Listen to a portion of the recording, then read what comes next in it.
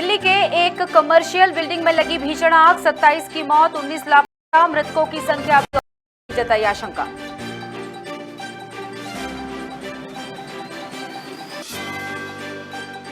आसमान से बरस रही आग, मध्य प्रदेश का नौगांव दुनिया का 7वां सबसे गर्म शहर।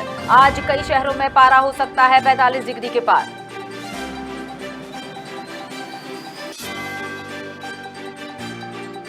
गुना में शिकारियों को पकड़ने गई पुलिस पर ताबड़तोड़ फायरिंग, सब इंस्पेक्टर समेत 2 आरक्षक की मौके पर मौत, पुलिस वाहन के ड्राइवर को भी लगी गोली।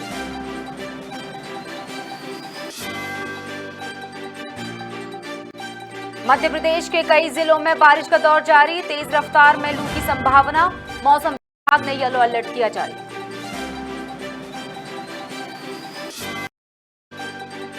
और शुजालपुर में प्रेम विवाह करने वाली युवती ने पति पर लगाए आरोप, पति के पूर्व शादीशुदा होने की कही बात, दहेज की मांग पर करता था मारपीट।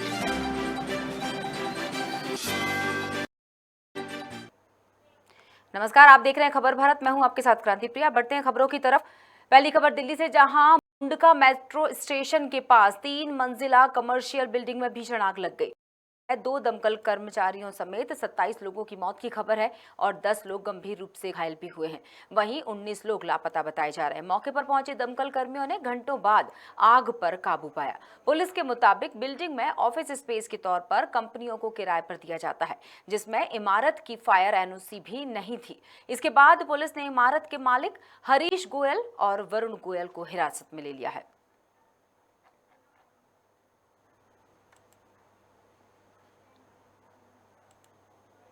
गुना से एक बड़ी खबर सामने आई है। दरअसल शिकारियों को पकड़ने गए पुलिस पर ताबड़तोड़ फायरिंग की गई, जिसमें 2 आरक्षक समेत सब इंस्पेक्टर की मौत हो गई है। इतना ही नहीं, पुलिस वाहन के ड्राइवर को भी गोली लगी है। बाकी पुलिस दल जिसने मुश्किल से शिकारियों से अपनी जान बचाई। बता दें कि सहरोग और मौनबाड़ा के बीच स्थित जंगल में शिकारियों को पकड़ने पहुंची पुलिस पर ताबड़तोड़ फायरिंग की गई। ये वारदात शुक्रवार शनिवार की दरमियानी रात 2:45 की बताई गई है। मामले पर मुख्यमंत्री शिवराज सिंह चौहान ने ग्वालियर पुलिस महानिरीक्षक को लापरवाही के कारण तत्काल रूप से हटा दिया है और मृतकों को मुआवजा भी दिया है करोड़ रुपए का।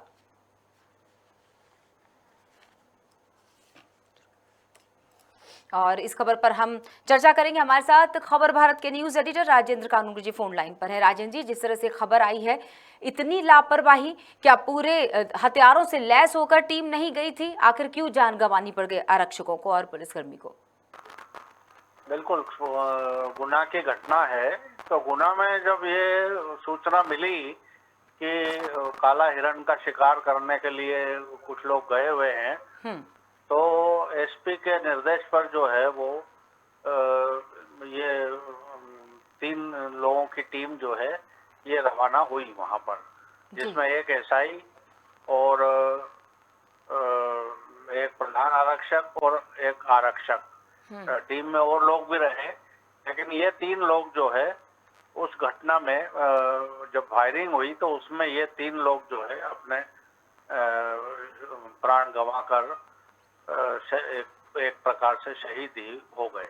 और अब ये सरकार ने जो है वो इस पर कार्रवाई करते हुए जो ग्वालियर के आईजी हैं अनिल शर्मा, उनको तत्काल प्रभाव से वहां से हटा दिया है और मृतकों के परिजनों को 1-1 करोड़ रुपए की सहायता राशि की घोषणा जो है मुख्यमंत्री ने की है।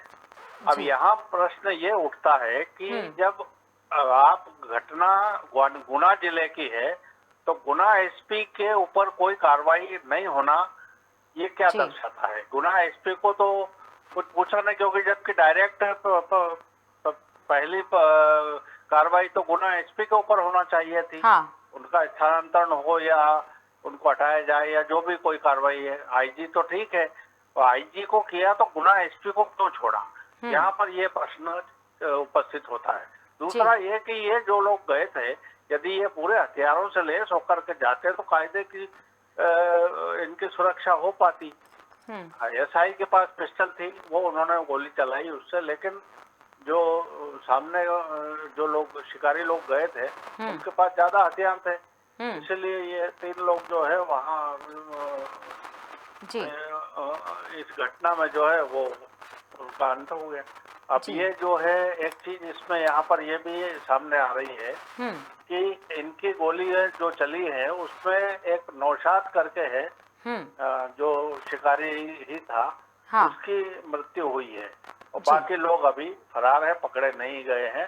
शिवराज जी जो मुख्यमंत्री मध्य प्रदेश के हैं, उन्होंने ये कहा है कि किसी भी हालत में इनको छोड़ा नहीं जाएगा और इनकी ऐसी दुर्गत होना चाहिए जो लोग देखें कि इनको किस प्रकार से दंड मिला है।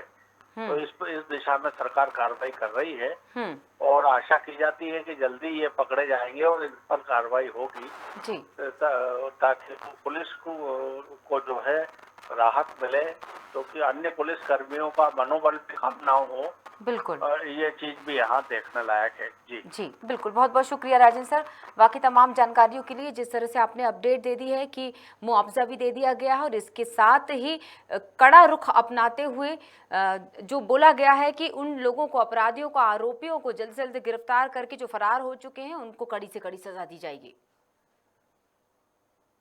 मध्य प्रदेश के कई जिलों में बारिश का दौर जारी है। आने वाले 24 घंटे के लिए मौसम विभाग ने कुछ जिलों में लू के साथ बारिश की संभावना जताई है। साथ ही कई जिलों में येलो अलर्ट भी जारी किया गया है, जिससे प्रदेश में बारिश की स्थिति बन रही है। फिलहाल अगले 3 से 4 दिनों तक ऐसा ही मौसम रहने की संभावनाएं जाहिर की गई हैं।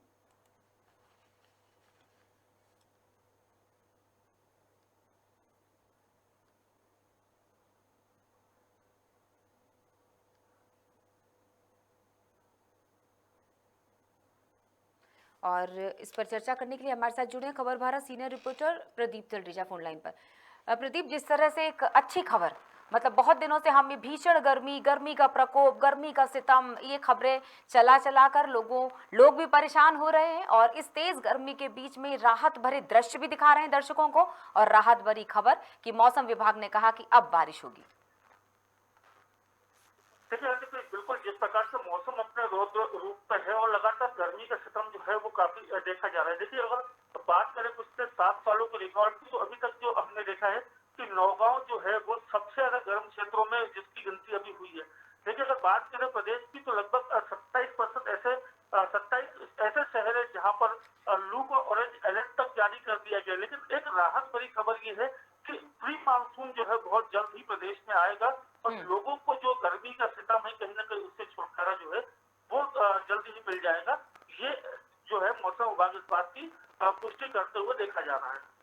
बिल्कुल, दर्शकों को बताना चाहेंगे येलो अलर्ट वाली जो बात कही, इसका मतलब मौसम अभी थोड़ा ठंडा रहेगा, मतलब गर्मी से राहत मिलेगी। कई जगहों के पारे का भी जिक्र किया गया है, कहीं उतार चढ़ाव भी देखने को मिल रहा है। खासतौर से अगर मध्य प्रदेश की बात की जाए तो मध्य प्रदेश के नज़रिए से मौसम काफ़ी अनुकूल रहेगा। जी प्रदीप। देखिए, निश्चित तौर पर अभी जिस प्रकार से जो मौसम विभाग जिस बात की घोषणा कर रहा है और लगातार ये बात जरूर कहता आ रहा है कि मौसम में कहीं ना कहीं परिवर्तन जो है वो जरूर देखने में आएगा। देखिए, फिलहाल जो अभी जो स्थितियां हैं वो साफ तौर पर सामने देखी जा रही है। देखिए, अलर्ट जरूर है, लू के अलर्ट भी जारी किया गया है। देखिए, ऐसे में प्रदेश के जो जनता है उन तक इस बात को हमेशा ये ध्यान रखना होगा कि जब तक जो जरूरी काम ना हो तब तक अपने घरों से बाहर न निकले। देखिए, तकरीबन 20 से लेकर के 25 मई के बीच में ये जो पूरा मौसम का जो केंद्र कहा जाएगा वो कहीं ना कहीं प्रदेश में बारिश को लेकर जरूर आ रहा है।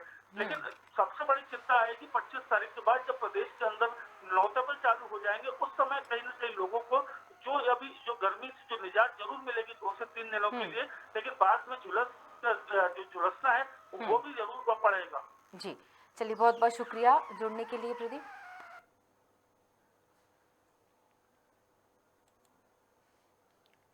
शुजालपुर मंडी थाना पुलिस में एक प्रेम विवाह करने वाली युवती ने अपने प्रेमी पति पर पूर्व से ही शादीशुदा होने का आरोप लगाते हुए शिकायत की है।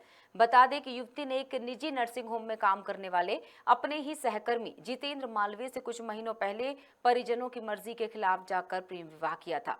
लेकिन अब उसे पता चला कि उसका पति जितेंद्र पहले से ही न सिर्फ शादीशुदा है बल्कि 2 बच्चों का पिता भी है और अब वो उसे साथ रखने के लिए दहेज की मांग करते हुए मारपीट कर प्रताड़ित कर रहा है। फिलहाल पुलिस ने युवती की शिकायत पर जांच शुरू कर दी है।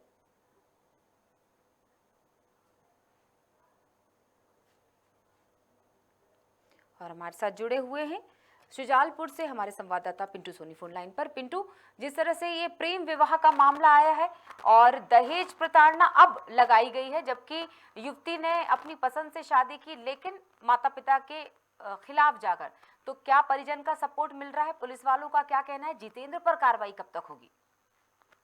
कांतिप्रिया, मैं बताना चाहूंगा कि इस पूरे मामले में जो पीड़ित युवती है उसने अपने ही विवाह के लगभग 6 से 7 महीने बाद शुजालपुर मंडी थाने पर अपने पति के खिलाफ झूठे प्रेम जाल में फंसाकर अपने पूर्व विवाहित होने की सूचना की जानकारी को दबाकर दूसरी शादी कर उसके साथ धोखाधड़ी का आरोप लगाते हुए शिकायत की है। इतना ही नहीं, पीड़ित युवती ने अपने पति और उसके परिजन के खिलाफ दहेज की मांग करने का भी आरोप लगाया है। चूंकि शादी के 6 से 7 महीने अब बीत चुके थे, उसके बाद जो पीड़ित युवती है उसको यह पता चला कि उसका जो पति है, जिसके साथ उसने प्रेम विवाह किया, अपने परिजनों की मर्जी के खिलाफ शादी की थी, घर से भागकर शादी की थी, उसको अब यह पता चला कि जो व्यक्ति था जितेंद्र मालवी करके, जो कि शुजालपुर के ही पास एक झाड़ला गांव का रहने वाला था, और जो पीड़ित युवती है उसके साथ एक निजी अस्पताल में नर्सिंग का काम करता था। हाँ। इसी दौरान उन दोनों के बीच में जान पहचान हुई, इन दोनों के बीच में प्रेम हुआ और उन्होंने अपने परिजनों की मर्जी के खिलाफ घर से भागकर प्रेम विवाह कर लिया था। अब चूंकि उस पीड़ित युवती को यह पता चला कि यह प्रेमी पूर्व से ही शादीशुदा है और उसके 2 बच्चे थे, उसके बाद उसने शुजालपुर मंडी थाने में जाकर यह शिकायती आवेदन दिया है। कांतिप्रिया जी बिल्कुल, जिस तरह से जितेंद्र की एक बात की जाए, उसी व्यक्ति की बात की जा रही है जिसके खिलाफ शिकायत की गई है, तो क्या उसको रिमांड पे लेकर उससे बातचीत की गई, उसके परिवार से बातचीत की गई? फिलहाल पुलिस ने यह पूरा मामला जो महिला पुलिसकर्मी है उसके हैंडओवर कर दिया है और महिला पुलिसकर्मी इस पूरे मामले की जांच कर रही है कि इसमें कितनी वास्तविकता। हालांकि जिस तरह से पीड़ित युवती ने आरोप लगाया है, तो कहीं ना कहीं इसमें पुख्ता जानकारी अभी खुलकर पुलिस ने हमको दी नहीं है, परंतु जो शिकायती आवेदन दिया था उसके माध्यम से ये पूरी जानकारी हम मीडिया के माध्यम से सब लोगों को बता रहे हैं कि इस तरह का घटनाक्रम घटित हुआ है। और रही बात आरोपी की, तो पुलिस अभी आरोपी की तलाश कर रही है। अभी किसी प्रकार से आरोपी को गिरफ्तार नहीं किया गया है। और जो युवती है, पीड़ित युवती है, उसके परिजनों ने तो 6 माह पूर्व ही, क्योंकि यह जो पीड़ित युवती है जिसने 6 माह पूर्व भी जैसे कि इस लड़के के साथ भागकर शादी की थी, अपने परिजनों से के खिलाफत करके शादी की थी। इसके दौरान ही परिजनों ने इस पीड़ित युवती ने सोशल मीडिया पर 6 से 7 महीने पहले ही सोशल मीडिया पर एक वीडियो अपने प्रेमी के साथ वायरल कर यह जानकारी दी थी कि उसके परिजनों से, लड़की के परिजनों से लड़की को और उसके प्रेमी की जान को खतरा है। तो इसके बाद उसने थाने में ही शिकायत की थी। उससे नाराज होकर जो पीड़ित युवती है उसके परिजनों का उसके पूरे मामले से अभी तक, जहां तक देखा गया है कि उनने इस मामले में बिल्कुल कोई दखलंदाजी नहीं की है और पीड़ित युवती ने ही अपने ही स्वयं अकेले जाकर थाने पे शिकायत की है। कांतिप्रिया जी बिल्कुल, बहुत बहुत शुक्रिया जुड़ने के लिए पिंटू। दोनों साथ में काम करते थे सिटी केयर हॉस्पिटल में, वहाँ से हम दोनों की पहचान हुई।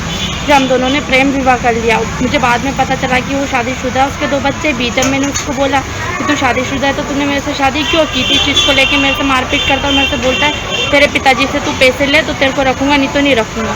मैंने बोला मेरे पिताजी क्यों पैसे देंगे जब आपने अपनी पसंद से शादी करी है। तो वो चीज़ को लेके मेरे से मारपीट करता, बोल तेरे पिताजी तू दहेज ले, पैसे ले और शुजालपुर में मकान ले तो मैं तेरे को रखूँगा, नहीं तो नहीं रखूँगा। इसके बीच में प्रेग्नेंट हुई, मुझको 4 माह का गर्भ था जो जितेंद्र और उसके माता पिता द्वारा गिरा दिया गया। शिकायत क्या की है? शिकायत मैंने थाने पे की, लेकिन थाने पे भी कोई सुनवाई नहीं हो रही है। सुप्रीम कोर्ट के दिशा निर्देश पर आज प्रदेश भर में राष्ट्रीय लोक अदालत का आयोजन किया जाएगा। साथ ही सभी वार्ड कार्यालय, जोन कार्यालय और अन्य नागरिक सुविधा केंद्रों में राष्ट्रीय लोक अदालत के विशेष शिविर लगाए गए हैं, जिसमें सभी अधिकारियों और कर्मचारियों को जिम्मेदारी सौंपी गई। नगर निगम को उम्मीद है कि करीब 100 करोड़ रुपए की वसूली हो जाएगी। साथ ही न्यायालय परिसर में नगरपालिका, बैंक आदि के काउंटर भी लगाए गए हैं, जिनकी ओर से विद्युत, जलकर, संपत्ति कर, बैंक ऋण के प्रकरणों में प्रावधानित छूट प्रदान की जाएगी। वहीं नगर निगम ने नागरिकों से अपील की है कि मिलने वाली छूट का फायदा उठाएं।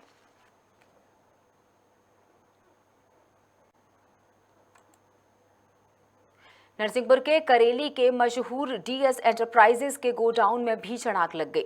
वहीं मौके पर मौजूद नगरपालिका और पुलिस प्रशासन, जिसकी टीम ने बड़ी मशक्कत के बाद आग पर काबू पाया। आग लगने का कारण अभी अज्ञात बताया जा रहा है।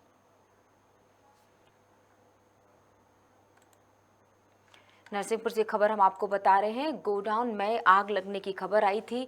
आग भयावह थी, इसमें नुकसान कितना हुआ हालांकि वो जांच का विषय है। आग लगने के कारण भी अभी तक पता नहीं चल पाए हैं। जिस तरह से तस्वीरों में हम देख सकते हैं कि बहुत सारे लोग उस वक्त वहां इकट्ठा हो गए थे, शायद आग बुझाने के लिए, लेकिन स्थितियां स्पष्ट नहीं हो पा रही।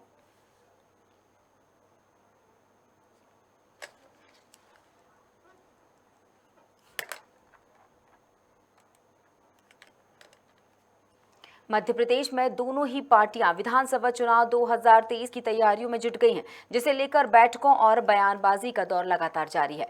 इसी कड़ी में गृह मंत्री नरोत्तम मिश्रा ने बयान देते हुए कहा कि 17 मई को निकाय और पंचायत चुनाव में ओबीसी के आरक्षण मामले की सुनवाई होगी और 2022 में परिसीमन के आधार पर पंचायत चुनाव संपन्न होगा। इसके लिए मेरे पार्टी के अध्यक्ष और मेरे दल के नेता दोनों कह चुके हैं कि हम 27% के ऊपर आरक्षण देंगे। मैं ये कह रहा था आपसे कि यही बेईमानी की बू आती है। दोनों पार्टियां चाहती हैं, ऐसा आपने पूछा, फिर कोर्ट क्यों गए थे? फिर कोर्ट कौन गया था? ये बात कोर्ट बिना जाए अगर कांग्रेस कहती तो थोड़ी बहुत आंशिक सच्चाई कांग्रेस की बात में लगती, जिसका उल्लेख आप कर रहे हैं बिना नाम लिए। अगर वो कोर्ट नहीं जाते फिर सवाल होता, कहा होता तो शायद। ये गलत है उनका इस तरह का कहना। मदरसों में राष्ट्रगान कराए जाने के सवाल पर बीजेपी प्रदेश अध्यक्ष वीडी शर्मा ने बयान देते हुए कहा कि हम पाकिस्तान में तो है नहीं जो कह रहे हैं राष्ट्रगान कराओ। साथ ही देश के कोने कोने में शिक्षण संस्थान हैं, उसमें राष्ट्रगान हो, राष्ट्र की स्तुति हो, भारत माता की जय हो तो क्या गलत है? होना ही चाहिए। अगर ऐसा हो रहा है तो ये निर्णय स्वागत योग्य है। राष्ट्रगान कोई हम पाकिस्तान में तो नहीं कह रहे कि राष्ट्रगान कराओ। हम तो मध्य प्रदेश के अंदर, उत्तर प्रदेश के अंदर, देश के कोने में जो शिक्षा संस्थान है उसमें राष्ट्रगान हो, राष्ट्र की स्तुति हो, भारत माता की जय हो तो क्या गलत है? ये तो होना ही चाहिए। इसलिए अगर ऐसा हो रहा है और अगर ऐसा निर्णय हुआ है तो स्वागत योग्य कदम। और इस खबर के साथ ही बुलेटिन में फिलहाल इतना ही। बने रहिए खबर भारत के साथ। नमस्कार।